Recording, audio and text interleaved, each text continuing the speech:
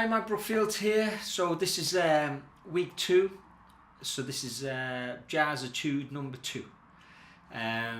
So what I'm doing here is really I'm just kind of like documenting my practice and my way back into playing the guitar and practicing consistently. So what I'm doing is I'm writing an etude a week and then practicing it and then just throwing it up at you so you can see what I'm up to. Again, like I said on the last one, I might do some breakdown videos of these later on if there's interest. So if you are interested, please express that by leaving a comment or something.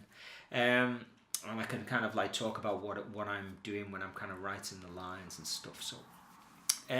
So this one I'm trying to give myself a little bit of an easy time. I'm doing things quite rhythmically basic at the moment. I'm not mixing up the rhythms too much.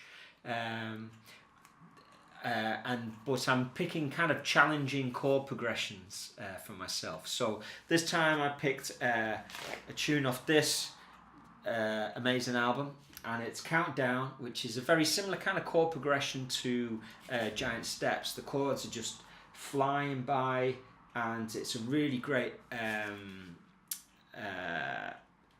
chord progression to practice playing lines over, because it's just switching around all over the place. Now on the record it's just ridiculously fast. I tried to learn the Coltrane solo and I got through about 3 choruses in this book here, and it's amazing, but it's so fast. It's 350 BPM. So that's pretty crazy, isn't it? So I'm doing it about 110 BPM, but I suppose it's like 220. So yeah, the lines are, it's my mission is really just to kind of articulate the lines clearly and just try and get my fingers moving and try and play smoothly. Now when I'm playing on a gig, I don't play like this. An etude is a practice solo. I would never play like this on a gig, because it's a very technical way of playing. But it's great practice. It gets your fingers into good shape, and because you've written down your ideas, you're playing lines that you wouldn't necessarily normally play. So you start coming up with some really interesting vocabulary that you can kind of put into writing melodies or just incorporate into your solos and stuff. So I'm a big fan of kind of writing solos. I did a lot of this with Charlie Benakos when I was studying with him. I did about 9 years with Charlie Benakos, and for every assignment we had to write a piece or a solo or something, and that's where this really stems from, So anyway, check it out, etude number 2 based on Countdown. This was a hard one.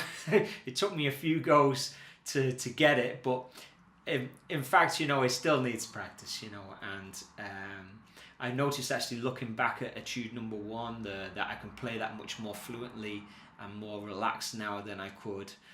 But that's the way it goes, isn't it, when you're practicing, you're making these little micro improvements all the time. So, and if you're interested in the blues stuff, don't worry, there'll be some more blues content coming as well soon. I know this is very jazz based, and a lot of people might be on my channel just checking out the Clapton style things, and there'll be more of that kind of coming soon. But I'm just getting my fingers in shape. So anyway, I hope you enjoy this one. I'll see you on the next one.